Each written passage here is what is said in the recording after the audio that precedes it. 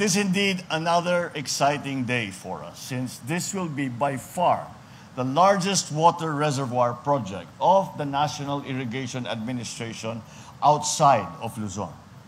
Costing almost 20 billion pesos, the JRMP2 has three key components: the irrigation development, the environmental and watershed management, and institutional development.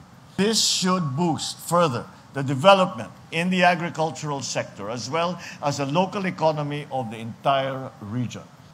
Let this project serve as a benchmark and an inspiration for all endeavors of this scale and of this magnitude. It's only the beginning of what we have in store for the development of our water resources. In Bagong Pilipinas, we are strategically harnessing our finite resources, especially water. We are also wisely investing our limited funds in projects that will bring optimal development for the most number of beneficiaries in the most efficient manner. Our water development projects would not just bring irrigation or potable water to our people, but will also help address flooding, produce food, generate electricity, and develop tourism activities. The JRMP2 will definitely bring many benefits to the people of Iloilo in the coming years. Hindi ko rin maaring kalimutan ang mga magsasaka na araw-araw ay nagsisikap upang magbigay ng pagkain sa buong sambayanan. Hindi kami titigil sa pagpapatupad ng mga proyekto at programa na tutugon sa inyong mga pangangailangan at mapagaan sa inyong buhay.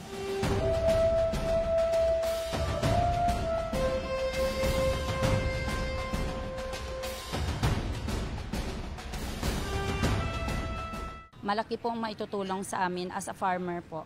Kasi pag na-open na po yung dam, makakandak po kami ng tatlong cropping po in a year at makadagdag po ito sa cropping intensity po ng mga farmer namin.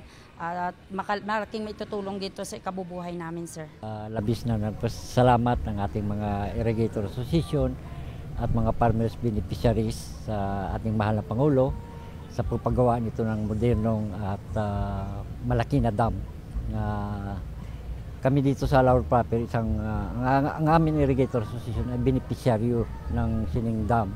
So isa yung pribileyo na may bibigay sa aming mga magsasaka sa ilang kabuhayan. Sigurado tuloy-tuloy ang production ng palay.